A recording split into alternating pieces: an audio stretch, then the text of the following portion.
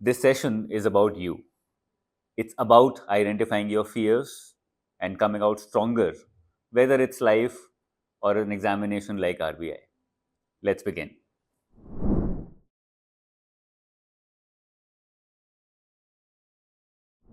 आज मॉर्निंग में मैं क्लास लेने गया था, वहाँ पर ये इंस्टेंस फिर से हुआ। क्या चीज़ सर? यूपीएससी के स्टूडेंट्स का जो बैच था वो 2024 का था, लेकिन बहुत सारे स्टूडेंट्स, इनफैक्ट मेजॉरिटी स्टूडेंट्स उनमें से 2024 का एग्ज़ाम लिख ही नहीं रहे थे। They were now thinking of writing 2025 exam. तो मैंने पूछा क्यों? Not prepared.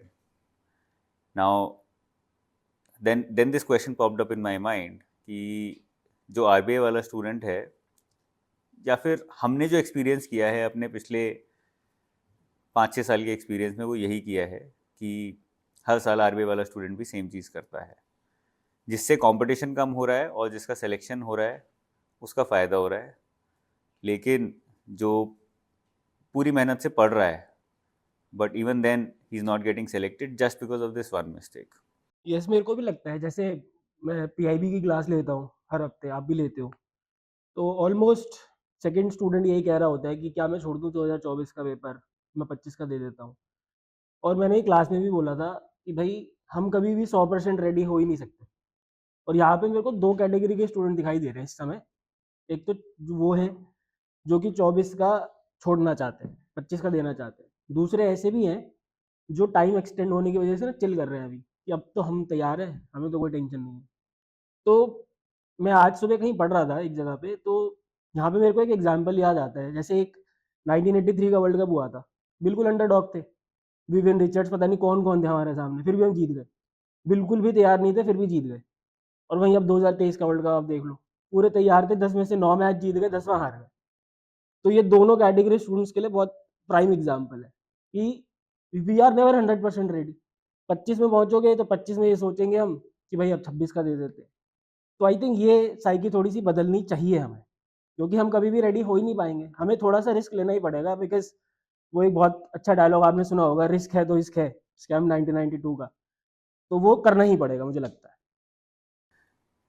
रिस्क से मुझे लगता है एक और चीज़ याद आई कि फेब्रवरी में ये इंस्टेंस स्टार्ट हुआ था। When I was teaching regularly for RBI 247, तो तब मैंने नोटिस किया था कि फेब्रवरी वाले students, at that time February में जो स्टूडेंट थे वो सोच रहे थे मार्च में अप्रैल में एग्ज़ाम हो जाएगा, अब हमारा होगा कि नहीं होगा। तो रिस्क एवर्स इतना ज़्यादा थे कि छोड़ दी तैयारी। And now the same students are regretting कि यार उस टाइम पे थोड़ा सा, और रिस्क भी नहीं था, नाम मात्र रिस्क था, नमक जैसा। उतना भी रिस्क ले लिया होता, या फिर जो कर रहे थे वही करते रहते, तो भी आज बेटर सिचुएशन में होते, क्योंकि एग्ज़ाम इतना पोस्टपोन हो गया। लेकिन तब आइडिया था कि यह इलेक्शन की वजह से डिले हो सकता है, बट फिर भी उस आइडिया के बेसिस पे भी उतना सा भी डिसीजन नहीं लिया। तो इसके पीछे दो चीज़ें होती हैं मेन, जो मुझे लगता है। एक तो प्रोक्रेस्टिनेशन, जो हम सबकी आदत है। दूसरा, एक मैंने पार्किंसंस लॉ पढ़ा था,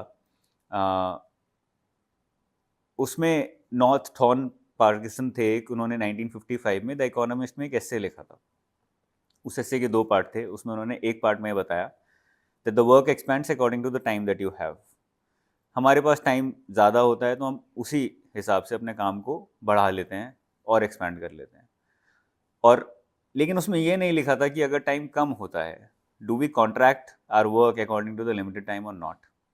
तो मुझे, मेरे दिमाग में ये क्वेश्चन आया कि स्टूडेंट यहाँ पे जब टाइम कम है तो काम को कम ना करके छोड़ ही दे रहा है। होना क्या चाहिए या हो क्या सकता है कि हमारे पास टाइम कम है, अज्यूम कर लेते हैं टाइम कम है, तो उसको छोड़ के ना अ, काम को ही कम कर लिया जाए कि इस कम टाइम में what limited stuff can I read so that I can clear the exam also.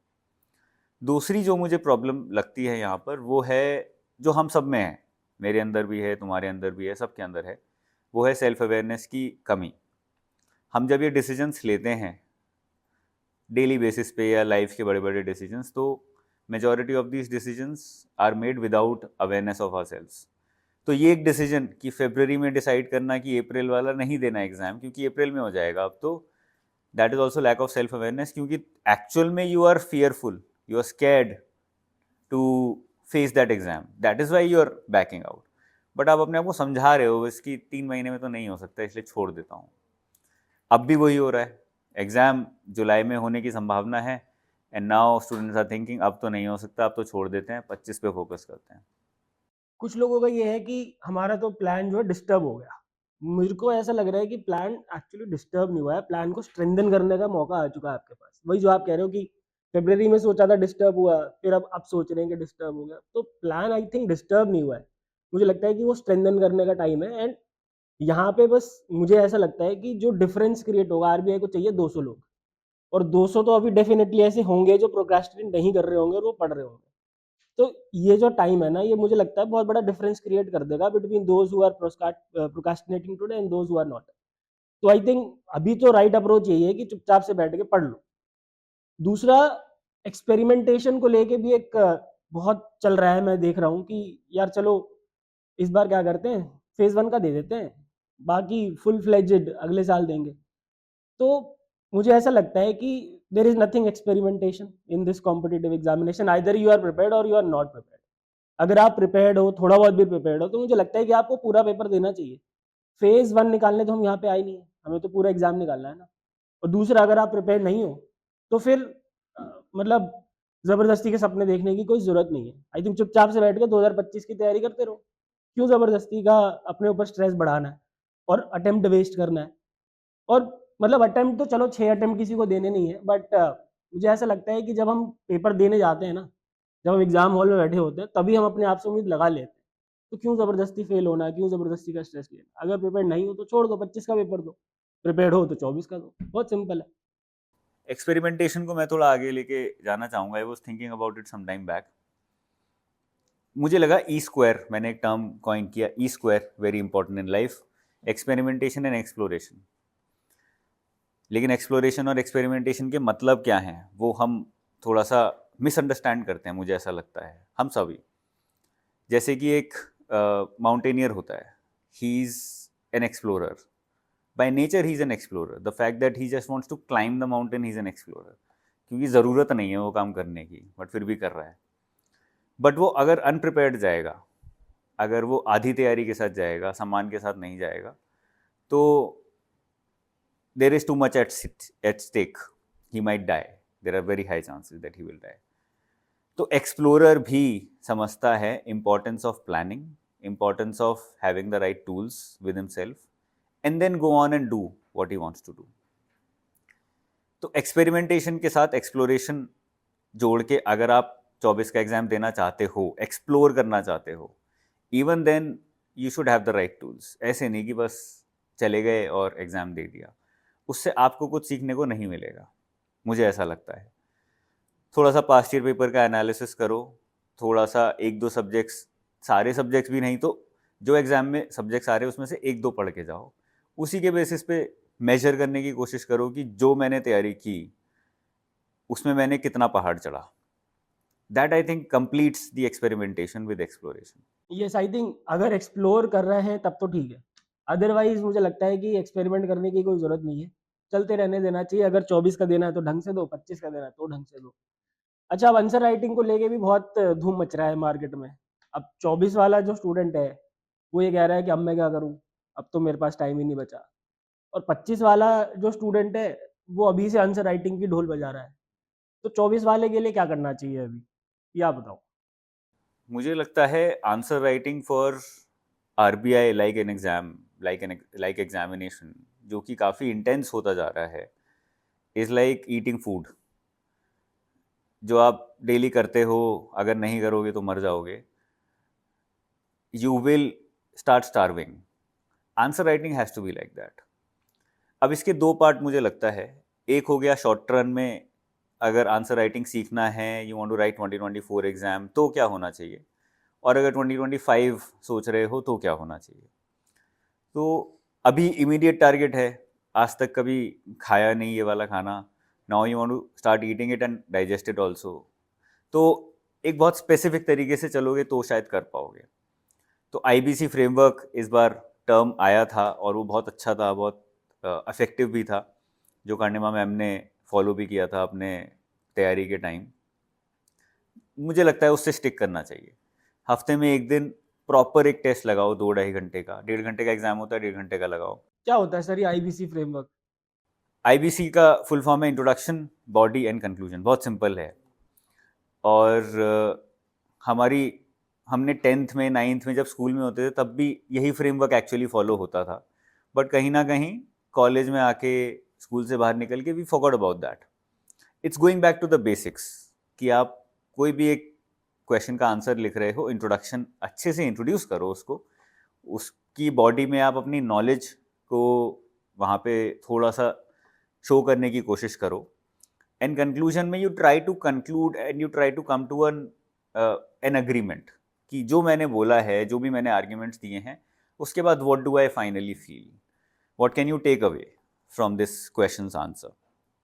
ये हो गया बहुत बेसिक सा आईबीसी फ्रेमवर्क, जो हेल्प कर सकता है स्टूडेंट को शॉर्ट रन में अपनी आंसर राइटिंग स्किल को इम्प्रूव करने में।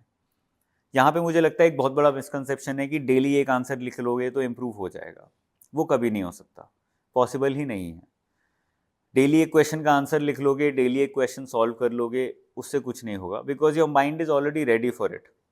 माइंड रेडी कब नहीं होता है? जब आप 5 लिख चुके हो, छठा आपके सामने है, यू आर ऑलरेडी टायर्ड। तो जैसे ब्रूस ली ने बोला था, I start counting my pushups when I am already tired, when I already done 4000 of them. तो वहां से काउंटिंग स्टार्ट होती है। ऐसे ही आंसर राइटिंग में दूसरे आंसर के बाद काउंटिंग स्टार्ट होनी चाहिए। वो होगा जब हफ्ते में एक बार लिखोगे, हफ्ते में 2 बार लिखोगे, लेकिन 1.5-1.5 घंटे का ही लिखोगे।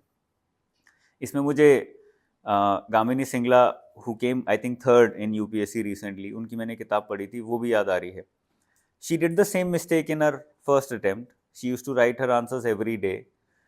फिर उनको रियलाइज़ हुआ यार एग्जाम में एनवायरनमेंट कुछ और ही था, मैंने कुछ और ही लिख सोचा था। इट वॉज टू हॉट और it was too cold and I could not bear it. तो उनको जब ये रियलाइज़ हुआ, then she changed her preparation style completely. वो स्कूल में बाकायदा जाती थी, बैठती थी वहाँ प्रिंसिपल से परमिशन लेके 3 घंटे, और 3 घंटे पेपर देती थी वहाँ पे। Every week she use to do it.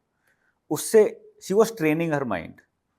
जब वो इतना ट्रेन हो गया that it became habit for her, it became second nature of her, तो ऑटोमेटिकली जो फाइनल एग्जाम था वो बहुत आसान हो गया। ये जिसमें जैसे आप एग्जाम लाइक एनवायरनमेंट की बात कर रहे हो, इसमें जैसे आरबीआई के स्टूडेंट जो होंगे उनको कंप्यूटर पे लिखना होगा, तो उसके लिए भी बहुत सारे तरीके। आप खुद से अपने कीबोर्ड खरीदो, लैपटॉप के कीबोर्ड से नहीं लिखना होता, पहली बात तो ये। खुद से अपने कीबोर्ड खरीदो दूसरे, एंड यूट्यूब पे जब हम एग्जाम हॉल में बैठे होते हैं तो 200 लोग हमारे साथ हैं, वो सब जब एक साथ टाइप करना शुरू करते हैं तब जो प्रेशर क्रिएट होता है वो बिल्कुल नेक्स्ट लेवल है। तो उसके लिए भी रास्ते हैं, उसके लिए भी तरीके हैं कि यूट्यूब पे साउंड आता है, साउंड अवेलेबल है, और बहुत सारे टॉपर्स ने ये फॉलो भी करा है जिनसे हमारी बात हुई थी कि भाई वो साउंड लगा के प्रैक्टिस करते थे। और 2025 वालों के साथ मुझे अभी से एक थोड़ी-सी समस्या लग रही है कि वो क्या कर रहे हैं कि वो पहले दिन से ही मतलब आज प्रिपेयर करना शुरू करा है, एंड दे आर लाइक कि आंसर राइटिंग की प्रैक्टिस कैसे करना है, मतलब पहले दिन से ही आंसर राइटिंग का ढोल बजाना चालू कर दिया है। तो आंसर राइटिंग 25 वाले कब से शुरू करना चाहिए? इसके बारे में कुछ बताओ सर। मुझे लगता है अभी हमने शॉर्ट रन की बात करी थी, अब ये आ जाएगा लॉन्ग रन में क्या करना चाहिए। लॉन्ग रन में शॉर्ट रन वाला तो चलते रहना चाहिए। हफ्ते में एक दिन आप ये कर सकते हो, मुझे लगता है करना चाहिए, अदरवाइज वो आदत में नहीं आएगा। लेकिन लॉन्ग रन में you have too many thoughts, you are reading too many things. आप एकदम से बहुत सारी नॉलेज कंज्यूम कर रहे हो, एजुकेशन कंज्यूम कर रहे हो, जो आज से पहले इतना इंटेंसली कभी नहीं की। So there is a different level of excitement, you want to share that knowledge. और उस एक्साइटमेंट में क्या होता है कि हम आंसर लिखना है 600 वर्ड में, हमें आता है 1000 वर्ड का, आता है 2000 वर्ड का, हम लिख सकते हैं उसमें अनगिनत। So we start writing things that should not be written. तो दोनों मुझे लगता है अलग अलग चलनी ज़रूरी हैं। This is something that majority of us should be doing in our lives also, कि हम आराम से दिन में, हफ्ते में एक बार आईबीसी फ्रेमवर्क के थ्रू आंसर लिखें, और डेली एक जर्नल मेंटेन करके रात में आधा घंटे, whatever our thoughts are, we start writing those and then we start reading those. और ट्राई करें कि उसको हम स्ट्रक्चर कैसे करें। जब आप अपने थॉट्स लिखोगे तो रियलाइज़ होगा कि 2 लाइन में मैं कुछ और बात कर रहा हूँ, फिर अगली 2 लाइन में मैं कुछ और ही बात कर रहा हूँ, फिर अगली 2 लाइन में मैं कुछ तीसरी बात कर रहा हूँ। वो सेम चीज़ आप अपने आंसर के साथ भी कर रहे हो, subconsciously, we just don't know it. But जब वो पर्सनल थॉट्स के साथ करोगे तो उसको पकड़ना बहुत आसान हो जाएगा और उसमें इंटरेस्ट भी आएगा। तो मुझे लगता है कि वो जर्नल राइटिंग जो है, that can be the daily routine for the aspirants, कि मैं लिखने की ही बस आदत डाल लूँ। एक और बात I would want two point out कि ये जो हम डिस्कशन कर रहे हैं, ये ऐसी चीज़ें नहीं हैं जो बहुत आउट ऑफ द बॉक्स हैं या फिर कंप्लीटली न्यू हैं। आज सुबह ही मेरी क्लास हुई, यूपीएससी की रिवीजन क्लास चल रही थी, वहाँ पर भी मैंने यही बात बोली कि अगर आपको यूपीएससी की कंपटीशन में इतनी लंबी रेस है, इसमें सक्सेसफुल होना है, you want to beat the competition, then you do what 99% of the students are doing, and you also do what those 1% are doing that majority of them are not doing. तो 99% जो कर रहे हैं वो तो करना ही है, बस वो 1% वाला और करना है। और ये सारी चीज़ें वो 1% वाली हैं जिसमें बहुत ज़्यादा टाइम नहीं लगता है, इसमें बस थोड़ा सा एफर्ट अपने एंड से मेंटली लगता है कि मुझे रात को आधा घंटा निकालना है कि मैं कुछ ऐसा लिखूं जिससे कि मुझे अच्छा भी लगे and at the same time मुझे एग्जाम में भी हेल्प हो।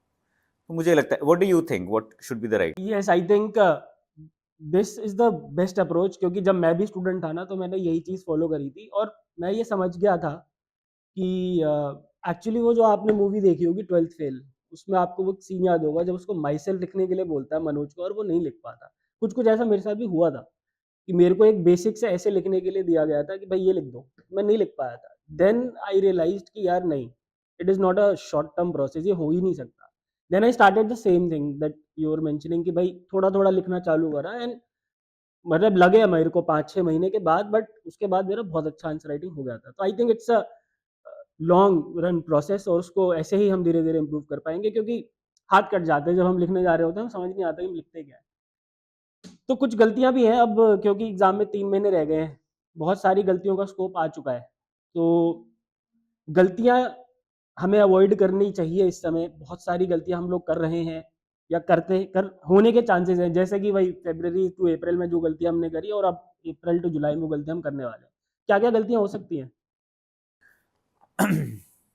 बहुत सारी गलतियां हो सकती हैं और बहुत सारी सही चीज़ें भी हो रही हैं।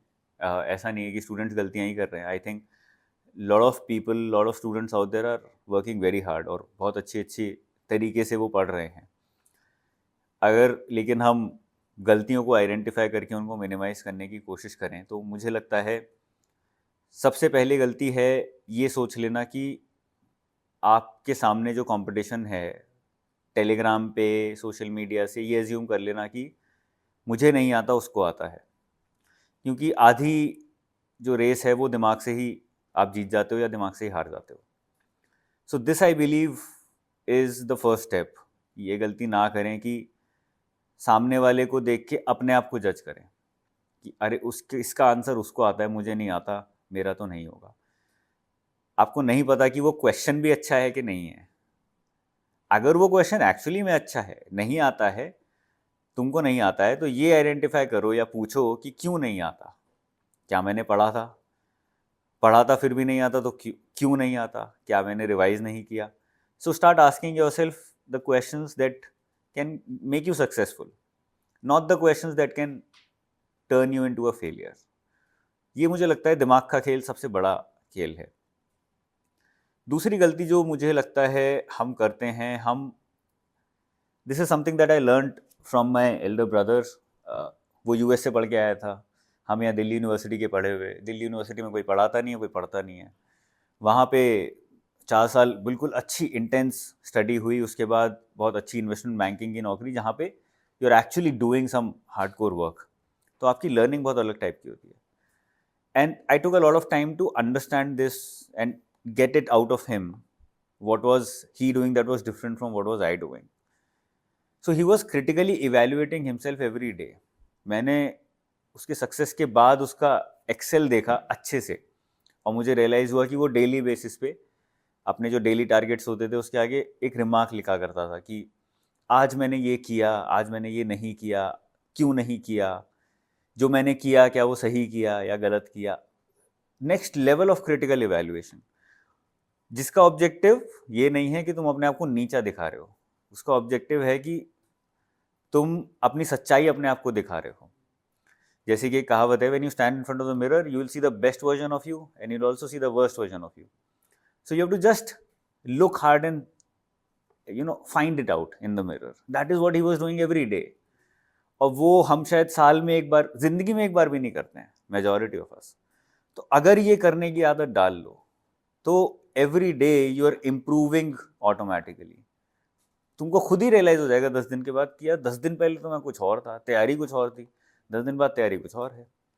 What do you think? Let's come to the third improvement point. से मेरे को समझ में आती है बात, आपके एक्चुअली दोनों पॉइंट्स कनेक्टेड हैं कहीं ना कहीं. क्योंकि कंपटीशन की अगर हम बात करें तो कॉम्पिटिटिव एग्जाम में कंपटीशन हमारा खुद से ही होता है. बिकॉज हम उन 2 लाख के साथ नहीं बैठे या 10 लाख के साथ बैठे नहीं.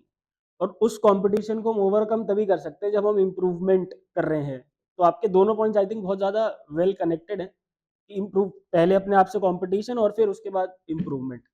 एक मेरे को जैसे क्योंकि एग्जाम से 2-3 महीने पहले की बात हो रही है तो मेरे को ना एक छोटी सी अपना एक पर्सनल एक्सपीरियंस याद आ रहा है कि जब मैं 12th क्लास में था तो प्री बोर्ड्स हुए थे. मैथ्स के पेपर में, मैथ्स का जो प्री बोर्ड हुआ था तो मेरे उसमें आए थे 56 मार्क्स. देन मेरे को लगा कि यार मैंने तो 50 रजिस्टर भर दिए प्रैक्टिस करते करते, मार्क्स तो 56 आए. क्योंकि हमारा देश तो मार्क्स ही देखता है, वो नॉलेज तो छोड़ो. तो फिर मैंने सोचा कि भाई गलती क्या हो रही है. गलती देन मेरे को ये रियलाइज हुई कि मेरे को आता तो सब कुछ था बट मैंने फुल लेंथ मॉक नहीं लगा रखे थे. फिर जब मैंने फुल लेंथ मॉक लगाए तो मार्क्स बहुत बढ़िया आए थे. शो ऑफ कर देता हूँ थोड़ा सा, 95 आए थे. तो आई थिंक मॉक टेस्ट अगर मेरे को इस समय, अब अगेन यहाँ पे बहुत सारे स्टूडेंट ऐसे होंगे जिन्हें सिलेबस कंप्लीट हो रखा होगा, चिल कर रहे होंगे, तो उनको ये गलती नहीं करनी चाहिए. उन्हें डायरेक्ट एग्जाम में नहीं कूदना चाहिए. उन्हें ये पहले से मॉक टेस्ट लगा के जाने चाहिए, enough number of mock test. तभी मुझे लगता है कि आगे वो सक्सेस में कन्वर्ट हो पाएगा. बिकॉज मुझे ऐसा लगता है ये सोच समझना चाहिए हर एक इंसान को, हर एक कैंडिडेट को, कि वैकेंसी केवल 200 ही है. और वो 200 लोग ऐसे ज़रूर होंगे जो मॉक टेस्ट बैठ के लगा रहे होंगे और प्रोक्रास्टिनेट नहीं कर रहे होंगे. इसके अलावा सर और कुछ मुझे लगता है कि मैं अपनी पढ़ाई कर देता हूँ लास्ट में, हमारी पढ़ाई कर देता हूँ इनफैक्ट बिफोर फिनिशिंग. तो आई रिमेंबर 11th क्लास में I was not very good at English. I was like decent in English and a new lady, a new teacher came and I asked her, how can I speak better, how can I be better at English, both speaking and writing. And she said, start thinking in English, you'll automatically be better at English. Now that stuck with me and I was like, okay, I have never done this before. मैं 7th-8th class से पता नहीं कौन कौन सी novels पढ़े जा रहा हूँ just because I wanted to be better at English, but कुछ हो नहीं रहा है. तो मैं गलत प्रोसेस फॉलो कर रहा था पिछले 3-4 साल से, जिसका बहुत ज़्यादा कुछ रिजल्ट नहीं आ रहा था. And I started making that change immediately. I started thinking in English. और अगले 6-7 महीने में ही I witnessed a very drastic dramatic change in how I could speak, how I could write, how I could articulate myself. Process वाली बात हो गई कि आपने सही प्रोसेस पकड़ लिया है, किसी ने आपको पकड़ा दिया और आपने वो फॉलो कर लिया, तो जो रिजल्ट आपको 5 साल में दिखता वो शायद 5 महीने में भी आ सकता है. तो सही प्रोसेस जानना ज़रूरी है. तो जो हम बोल रहे हैं उसको सुनो और उस प्रोसेस को फिर फॉलो करना ज़रूरी है. तो बहुत छोटी सी बात थी, इसमें कुछ ऐसा रॉकेट साइंस नहीं था, कुछ भी नया नहीं था. तो हो सकता है उन्होंने ये और 1000 बच्चों को बोला हो and they might not have registered it. उन्होंने सुना ही ना हो कि यार इससे क्या ये होगा, सोचने से क्या होगा. ऐसा हम भी करते हैं ना, जब कोई बोलता है, ज्ञान देता है, तो फ्री का ज्ञान होता है जो बहुत ख़राब होता है. बट ये फिर तुम्हारी रिस्पॉन्सिबिलिटी है कि तुम फिगर आउट करो कि कौन सा ज्ञान फ्री का है और बेकार है और कौन सा ज्ञान चाहे फ्री का है लेकिन शायद अच्छा है. तो मुझे लगता है इन सारी चीज़ों को कंबाइन कर दिया जाए तो हमारी मिस्टेक्स ऑटोमेटिकली कम हो जाएंगी, गलतियाँ कम हो जाएंगी. और गेम सारा प्रोबेबिलिटी का है. किसी ने मेरे को थोड़े दिन बोला था, यार ज़िंदगी ही ट्रायल एंड रन है. तो मतलब ज़िंदगी ही ट्रायल एंड एरर है. तो गलती करोगे तो ही सीखोगे. शर्त यह है कि गलती करके उनसे सीखने वाला बनना ज़रूरी है. तो I think this is it. ये मिस्टेक्स ना करें तो बहुत जल्दी ही सिलेक्शन भी होंगे स्टूडेंट्स के और हमें भी लगेगा कि यार हमारी मेहनत और तुम्हारी मेहनत, सबकी मेहनत काम आई. ऑलराइट गाइस, तो ये थी आपकी कहानी हमारी जुबानी. फिर मिलेंगे किसी और सेशन में, फिर मिलेंगे किसी और कॉन्वर्सेशन में. Till then keep studying and keep studying hard. Goodbye, take care. And God bless.